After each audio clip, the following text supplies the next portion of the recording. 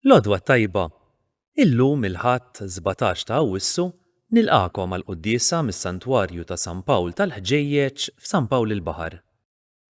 F'dawn l-inħawi hawn żewġ knejjes iddedikati lil San Pawl, waħda magħrufa bħala San Pawl Milqi u l-oħra bħala s-Santwarju tan-Nawfraġġju jew tal-Ħġejjeġ. Tal-Ħġejjeġ hija msejħa hekk għaliex skont it-tradizzjoni f'dawn l-inħawi kienet qabdet il-ħuġġieġa li minnha ħarġet il-lifa li ħatfet id San Pawl. Id-devozzjoni lejn San Pawl f'dawn l-inħawi tmur lura sekli sħaħ. Fil-fatt, il-Knisja mibnija flok dik li se niċċelebraw minnha llum kienet ġiet deskritta bħala Knisja ta' qima kbira fl-ewwel deskrizzjoni stampata dwar Malta fis-seklu 16. Il-Knisja l-antika ġġarfet fil-gwerra iżda t-tliet kwadri li nsibu f'din il-Knisja tal-lum mibnija mill-ġdid wara l-gwerra kienu ġew salvati u restawrati. Jiċċelebra din il-quddiesa l-Arċisqof Charles Scicluna flimkien ma' Dundjone Kutajjar.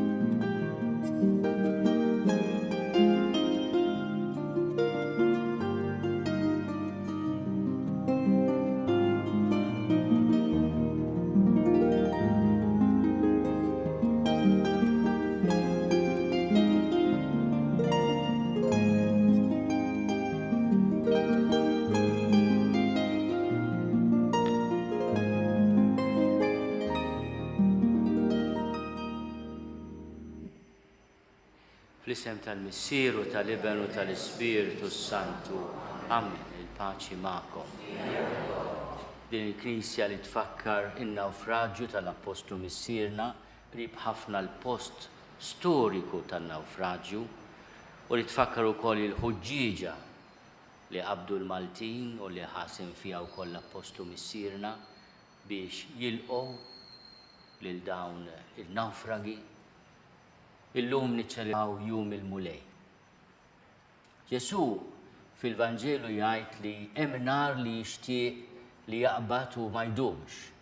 U aħna fil-Knisja dedikata anzi nafuha bħala Knisja tal-Ħġejġ jew niftakru wkoll f'din il-ħuġġieġa ta' mħabba tan-nar tal-Ispiritu Santu li l-mulej jixtieq ikebbes fil-qlub tagħna. Nitolbu maħfra l-Alla ta' kemm il-darba minn flok nar fil-qalb tagħna kien hemm bruda kbira għal Alla, għal proxmu u anki għalina nfusna. Mulej ħnina. Kristu ħnina. Mulej ħnina. Jeħenna lina Alla li jista' kollox jaħfrinna d-nubitna u jwassalna l-ħajja ta' dejjem. Glorja l-Alla fil-ori ta' smewwien u paċi fl-art lil-bnedmin ta' rida tajba. Infaħruk, inberkuk, nadurawk, natuġġir, irrodulek ħajra l-glorja kbira tiegħek. Mulej Alla Sultan tas-sema, Alla Missier tista' kollox, mulej Iben waħdini Ġesu Kristu, mulej Alla ħaruf talla bin il-Missier.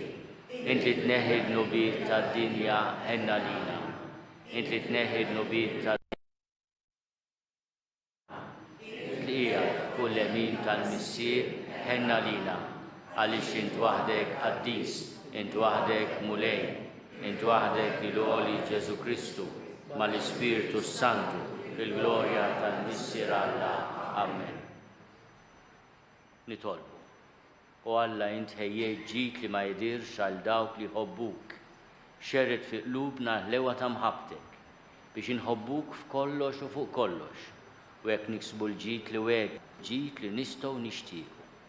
Bibnek Ġesu Kristu li Alla u li miegħek jgħix u jsaltan fl-imkien mal-Ispiritu Santu għal dejjem ta' dejjem.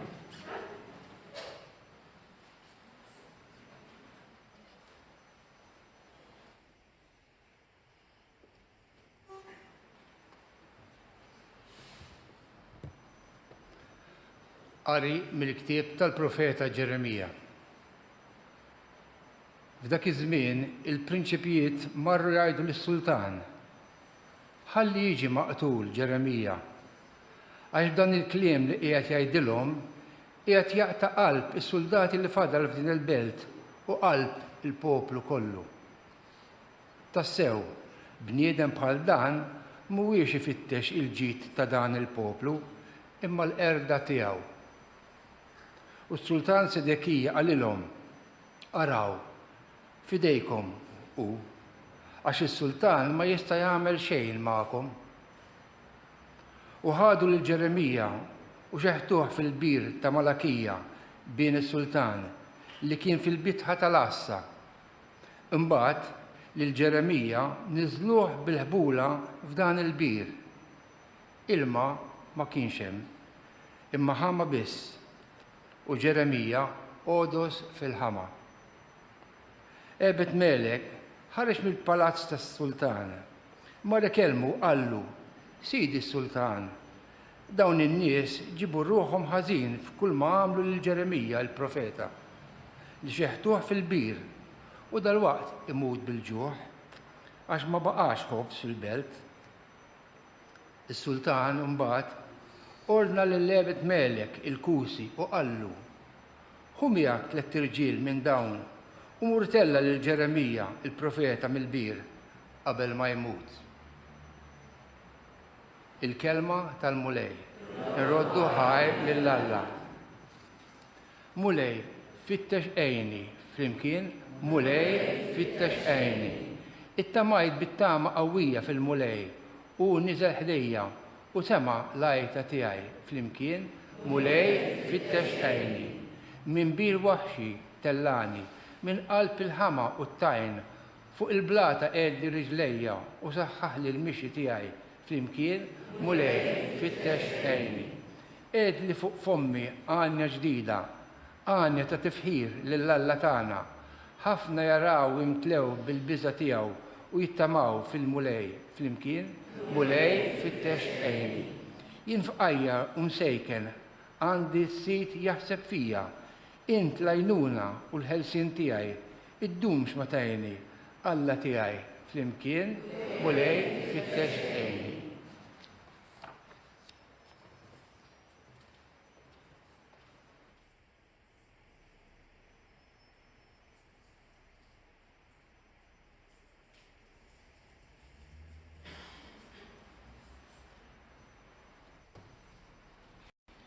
Il-lut.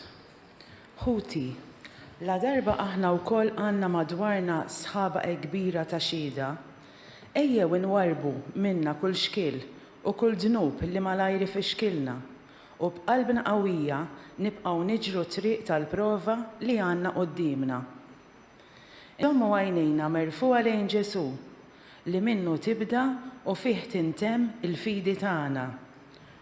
U li flok lena li kellu qoddimu għata s-salib bla xejn ma qis lajb tiegħu u issa qiegħed fuq in-naħa tal-lemin ta' tron ta' Alla. Aħsbu mela fih li għata l-oppożizzjoni kbira min-naħa tal-midinbin biex ma tejjewx u ma taqtawx qalbkom.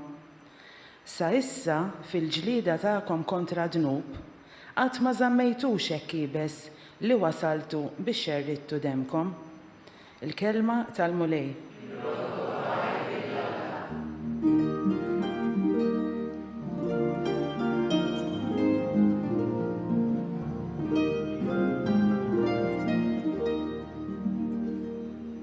In-naċ tiegħi jisimgħu leħni, jgħid il-mulej, u jiena narafhom u huma jimxu warajja.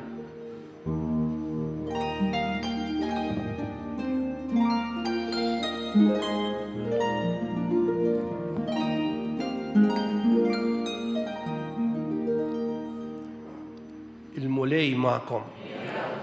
qari mill-Evanġelju skont San Luqa. F'dak iż-żmien Ġesu qal lid-dixxipli tiegħu: nar ġejt inqiegħed fuq l-art u kemm nixtieq li diġà qabad, iżda hemm magħmudija li biha għandi nitgħammed u x'dieqa għandi sa ma dan iseħħ. Taħsbu intom li jiena ġejt inġib il-paċi fid-dinja? Le ngħidilkom, imma l-firda. Għax millum il-qudiem 5 min-nies f'dar waħda ikunu mifruda bejniethom, 3 kontra 2 u 2 kontra 3. Jinfirdu l-missier kontra l-iben u l-iben kontra l-missier. L-om kontra l-bint u l-bint kontra l-om. Om ir-raġel kontra mart bina u mart l-iben kontra om żewġa. Il-kelma tal-mulej tifħi bil-kliem tal-Evanġelju nitnatfu minn ħtijietna.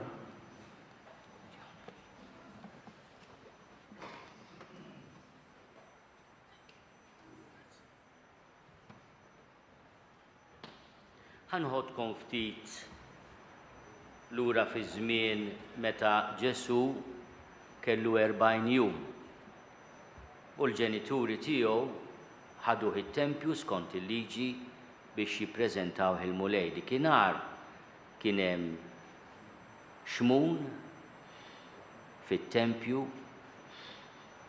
u kif ra lil din it-tarbija qal issa għajnejja raw is-salvazzjoni. Imma waqt li qed isejjaħ lil din it-tarbija id-dawl tal-ġnus, il-glorja ta' Iżrael, iħares lejn ommu u jgħidilha u lilek sejf jinfidlek ruħek. Għax dan ikun sinjal li meruħ. Sinjal li meruħ. Din il-profezija fuq Ġesu propju insibuha meta t-tarbija kellha 40 jum. Għalkemm huwa msejjaħ id-dawl tal-ġnus il-glorja ta' Iżrael, is-Salvatur, huwa wkoll sinjal li meruħ. U meta jitkellem dwar is-sejf tal-irda li se jġib fid-dinja, qed iseħħu il-kliem ta' xmun qed jgħid isma' jiena sinjal li se jmeruni. Nistgħu ngħidu l-ikbar tmerija ta' Ġesu, l-ikbar ċaħda ta' Ġesu huwa proprju meta jiġi kundannat għal mewt bla ħtija. U meta Pilatu lil poplu jagħmillu għażla il-Ġesu ta' Nażaret jew il-Barabba, hemm firda fil-qalb tal-poplu.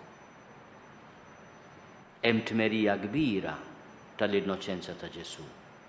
U bħalma nagħmlu aħna ħafna drabi għażlu lil Barabba.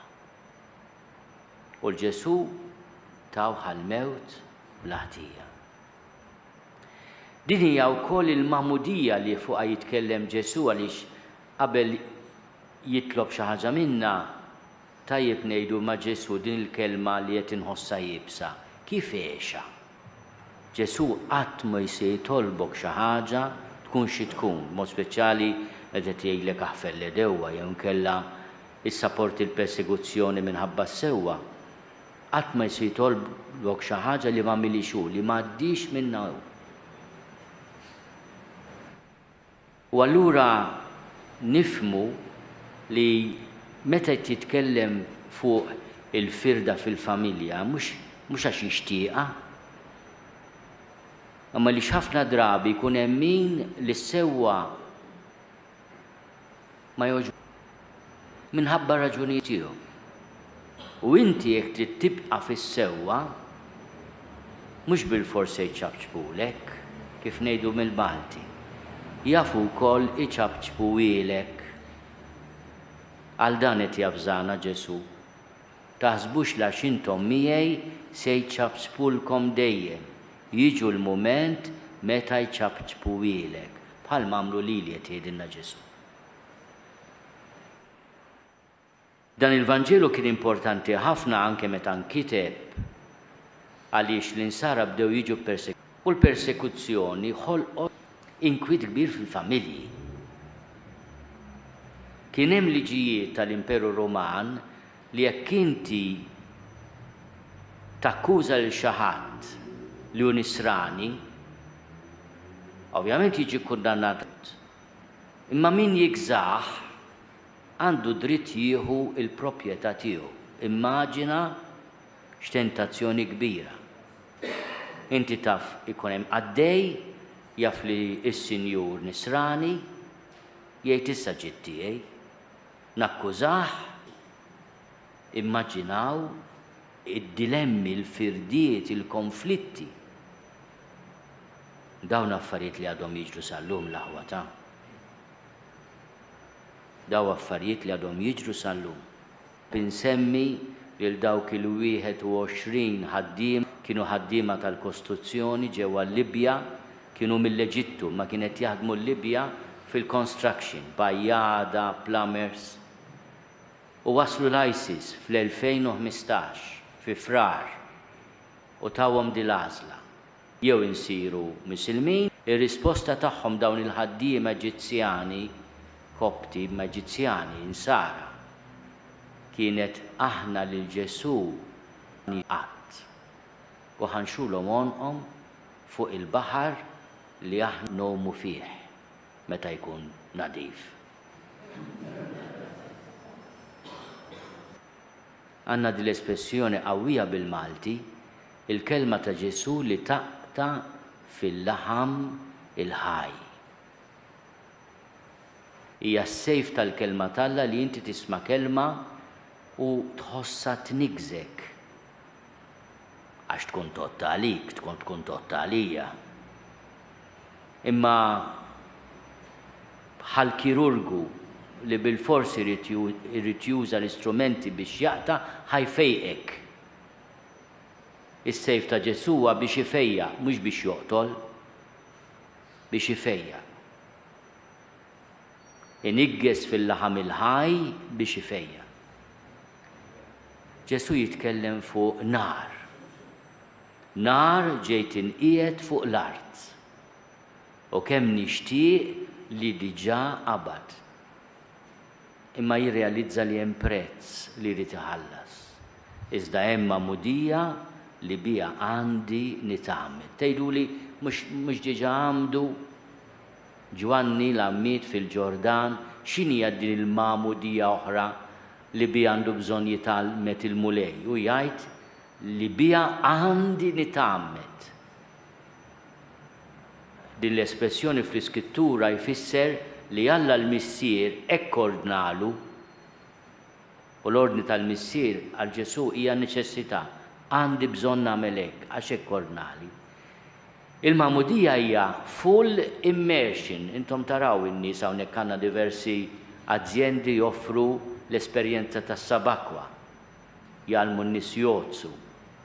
Full immersion. Baptizzo bil-Griek il-ma'mudija hija li tkun madda xi ħaġa, x'element, l-ilma f'dan il-każ fid-tbatija. Il-ma'mudija li Ġesu qed jirreferi għaliha hija propju li jidħol totalment minn rasu sa saqajh fid-tbatija. U għalhekk jgħid x'dieqa għandi sa ma dan iseħħ. Nixtieq kemm jista' jkun neħilsuha di.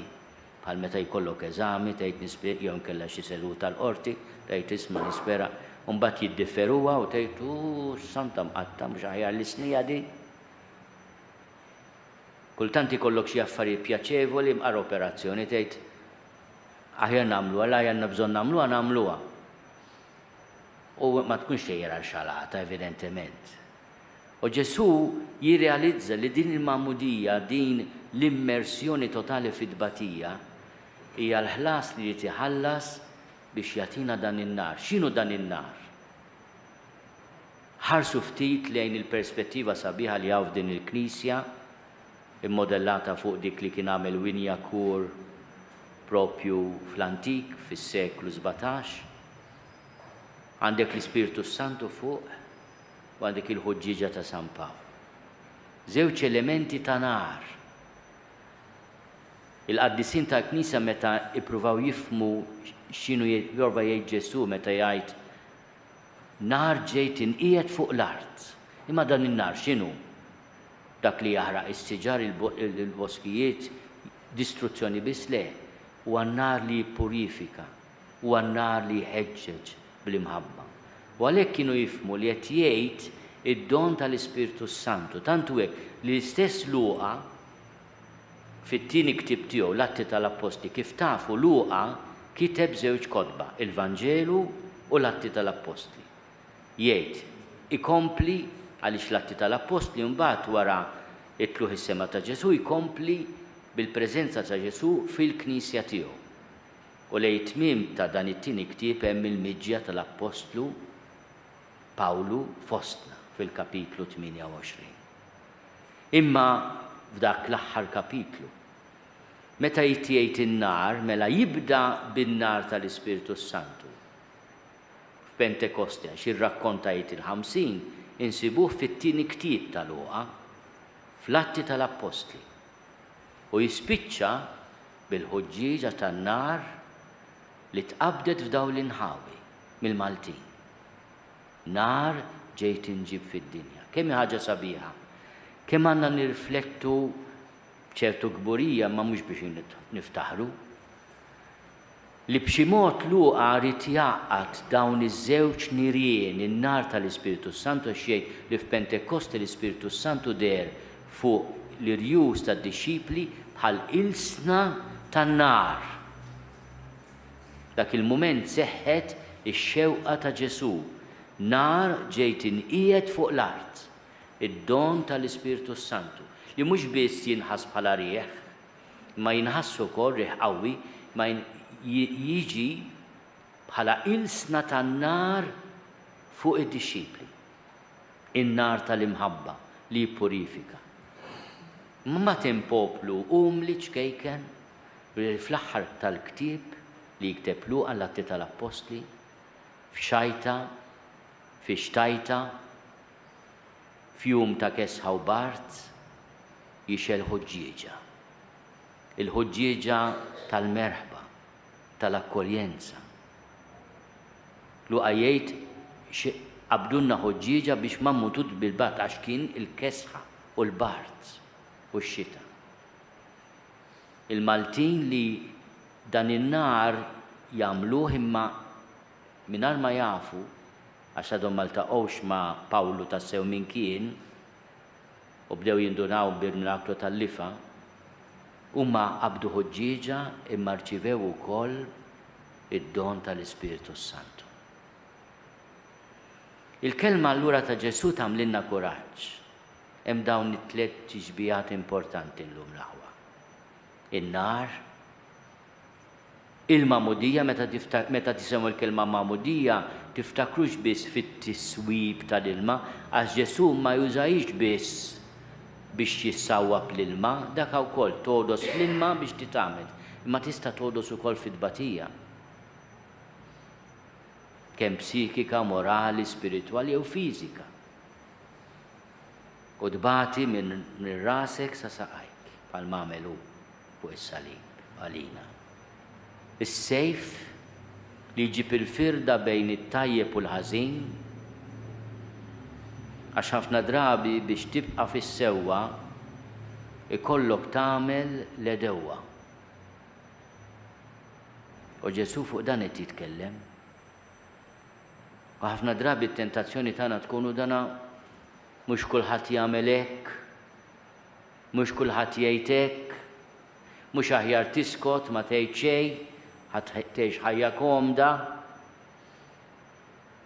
mhux aħjar ma tgħid xejn biex ma jpoġġukx fil-ħama tal-kummenti kifra fuq is-social media meta rajt l-ewwel qari u l-Ġeremija profeta li tkellem f'isem Alla poġġew fil-bir u għodos fil-ħama ftakart f'min għax jgħid il-verità bil-kummenti kifra fuq is-social media jozzuh fil-ħama.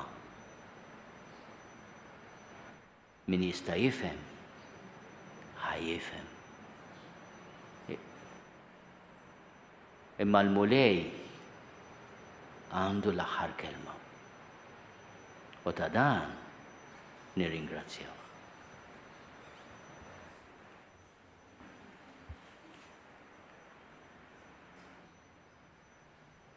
Jina nemmen falla wieħed il-missier li jista' kollox, jista' semaw l-art, dak kollu li jidher u dak li ma jidirx.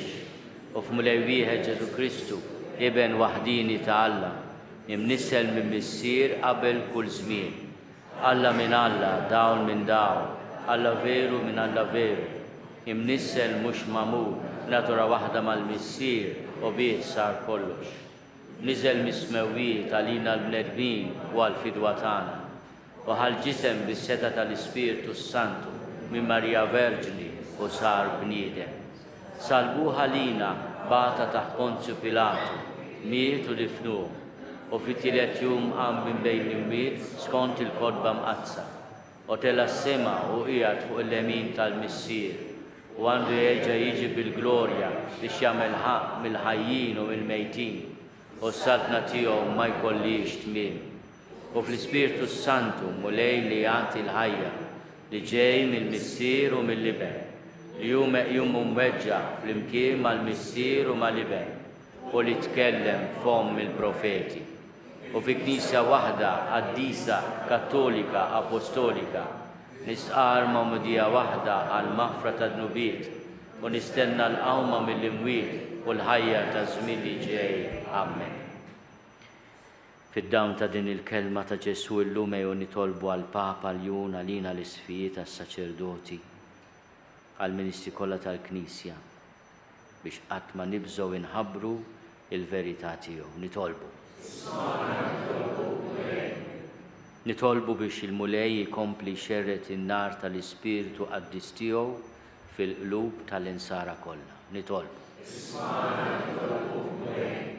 Mod speċjali nitolbu għaż-żgħażagħ li din is-sena jew irċivew jew se jirċievu il-Griżma tal-Isqof biex bid-don tan-nar ta' Ġesu, tad-don tal-Ispiritu Santu, is-siġil tal-imħabba tiegħu, mhux jgħidula l-Knisja u mbagħad niltaqgħu meta niżżewweġ, imma jkomplu jkunu nsara ferħana li huma nsara. Nitolbu. Nitolbu għal paċi fid-dinja. Rajna l-ispettaklu tan-nies li għandhom il-poter, jieħdu bidej xulxin ma jikkonkludu xejn. Ejjew nitolbu biex il-mulej jirrattab il-qlub jibsa tal-bnedmin. Nitolbu. Nixtieq nagħmel talba partikolari u speċjali għall popolazzjoni ta' Gaza, meqruda pratikament totalment bid-nies ikkundannati għal ġuħ. Il-mulej jisma' l-karba tal-innoċenti. Nitolbu. Nitolbu wkoll għall-ostaġġi ħafna drabi ninsewhom nies li huma innoċenti wkoll li nħatfu, li huma umiljati u kaltrati kważi sentejn issa biex il-mulej jagħtihom il-ħelsien. Nitolbu.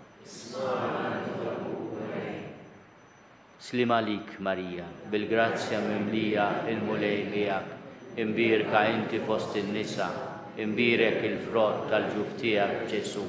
Qaddisa Marija Umm Alla, tlob għalina midinbi, issa u fis-sija tal-mewt tagħna.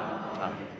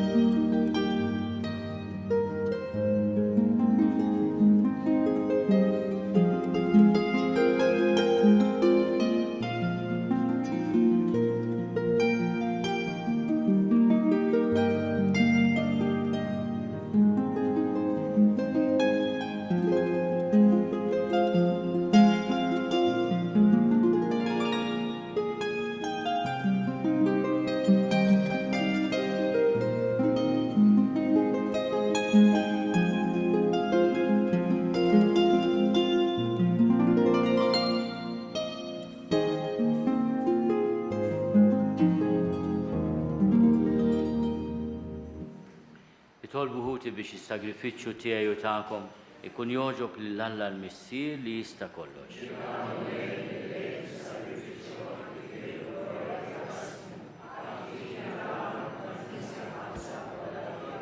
Ilqamu lej dawn l-offerti tagħna li bihom nagħmlu miegħek bidla glorjuża għax waqt li aħna nofruhomlok mill-frott li tajtna, inti tatina lilek innifsek bi Kristu Sidna. Il-mulej magħkom. Nerfgħu qlubna l fuq. Niżuħaj lil mulej Alla tagħna. Sewwa u xieraq tas-sew mulej missier qaddis Alla ta' dejjem li tista' kollox. Tajjeb u taġid tas-salvazzjoni tagħna li dejjem u kullimkien irrodulek ħajr. Għax int fil-ħnina tiegħek hekk ħabbejt lid-dinja li battilna lil-ibnek il-waħdini biex jifdina. U ridtu jsir bniedem bħalna f'kollox minn barra dnub biex hekk tħobb fina dak li ħabbejt fih. L-ubidjenza tiegħu ksibna mill-ġdid id-doni li konna tlifna bid-diżubidjenza tagħna. Għalhekk mulej aħna wkoll mal-anġli u l-qaddisin kollha tiegħek infaħruk u b'ferħ kbir intennulek. Qaddis, qaddis, qaddis. Li Alla tal-eżerċiti, ismewtu l-art mimlija bil-glorja tiegħek. Osanna fl-oli tas-smewwiet. Ibbirek min ġej fisem il-mulej. Osanna fl-oli tas-smewwiet. Qaddis tas-sew int mulej inti lajn ta' kull dusina. Qaddis għalhekk nitolbuk dawn l-offerti bil-barka tal-Ispiritu tiegħek biex isiru għalina l-ġisem u d-dem ta' Sidna Ġesu Kristu. Li meta kien se jingħata biex minn rajħi baċi ħal-ħobs, rat il-ħajr qasam, tal id-dixxipli tiegħu qal. Ħudu u kulu l-kol minn dan, għax dan huwa ġismi li jingħata għalikom.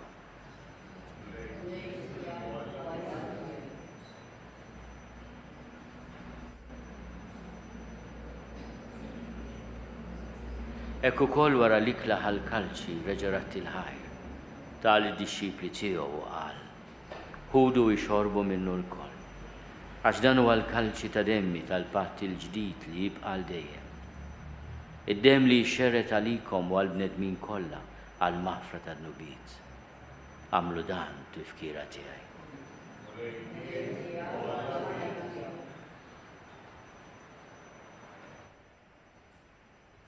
Dan hu l-misteru tal-fidi. Ġiegħek mulej, nxandru bil-ferħ l-qawmin tiegħek, nistennew x'sema tiġi fil-glorja. Għalhekk aħna nagħmlu dan tifkira tal-mewt u l-qawmin ta' Sidna Ġesu Kristu. Nofrulek mulej il-ħobs tal-ħajja u l-kalċi tas-salvazzjoni. U rodulek ħajra xogħġbok tilqana u quddiemek biex naqduk. U miċ-ċokon tagħna nitolbu li l-Ispiritu Santu jaqadna f'ġisem wieħed lilna li nieħdu sehem il-ġisem u d-dem ta' Kristu. Ftakar mulej fil-Knisja tiegħek imxerda mad-dinja kollha. U taqaf l-imħabba flimkien mal-Papa l-jum miegħi għaddej tiegħek mingħajr ma jistoli, mal-Isqof Joseph li qed jgħinni, mal-Isqof Anton u mal-Ministri tiegħek kollha. Ftakar ukoll fħutna li raqdu bit-tama tal-qawmien. Ftakar fil-mejtin kollha. Daħalhom quddiemek fid-dawl tas-seb tiegħek. Ħenna lina l-koll nitolbuk għati lilna wkoll il-wirt tal-ħajja ta' dejjem.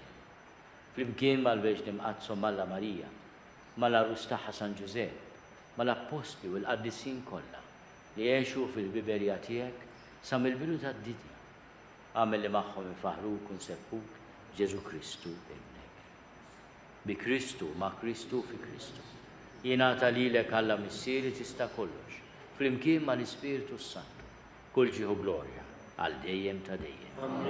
Ejjew nitolbu li fallimna u ridna nagħmlu li ben ta' Alla Ġesu għas-salvazzjoni tagħna. Missierna li inti fis-smawwiet jitqaddes ismek, tiġi saltnatek, ikun li tritin kif is-sema hekk fl-art. Ħobsna ta' kuljum ħatina llum, aħfrilna dnubietna għal ma nafru li minnu ħati għalina. La ddaħalniex fit-tiġrid, iżda eħlisna mid-deni. Eħlisna nitolbuk mulej minn kull deni. Għatina fit-tieb u ħnina tiegħek il-paċi fi żmienna. Biex inkunu ħilsa dejjem mid-dnub u mħarsa minn kull inkwiet. Aħna u nistennew u nittamaw ilejna u l-miġja tas-Salvatur tagħna Ġesu Kristu. Mulej Ġesu Kristu li għad lill-apostli tiegħek. Inħallilkom is-slim natikom is-slim tiegħi. La tħares lejn nubietna. Iżda ħares lejn il-fidi tal-Knisja tiegħek. Għad jaslimu l-għaqda li intrid fiha inti tgħixu s-salta għal dejjem ta' dejjem. Il-paċi tal-mulej tkun dejjem magħkom. Għatu l-paċi lil xulxin.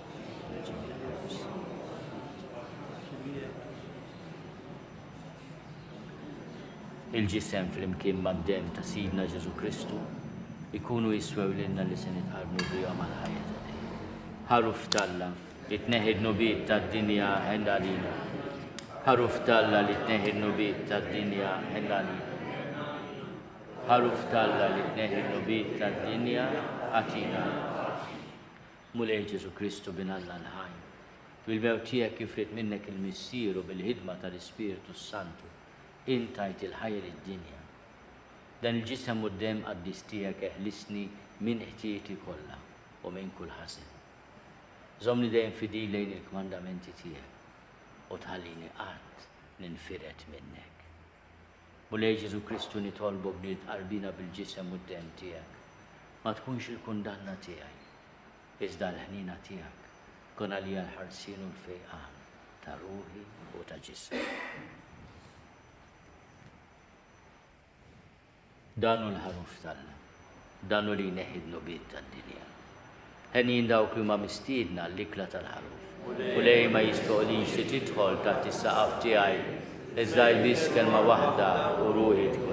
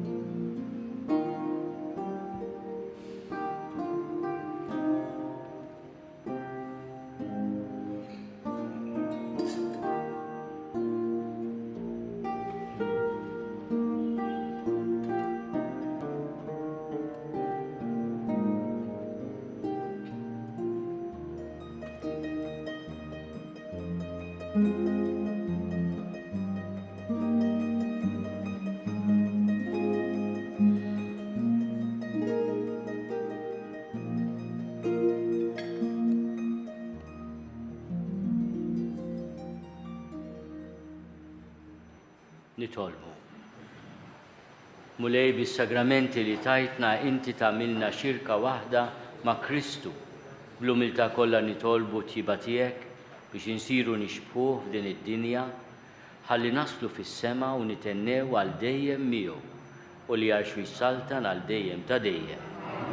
Nixtieq nirringrazzja l-Monsignor Dione tal-li laqana u kanke lill-Kappillan, il-Fader Joe, qegħdin fil-parroċċa ta' Sittna Marija Addolorata, u nirringrazzja lilkom ukoll tas-sapport tagħkom, tal-preżenza sabiħa tagħkom. Insellem ukoll lill-morda li qed inseguna permezz ta' din servizz li jagħti l-PBS fuq TVM, insellem lill-anzjani tagħna u anke lil residenti tal-faċilità korrettiva ta' Kordin u tant istituzzjonijiet oħra. Il-mulej ma'kom. Iberikkom Alla li jista' kollox, il-Missier u l-Iben u l-Ispiritu Santu. Morru fil-paċi ta' Kristu.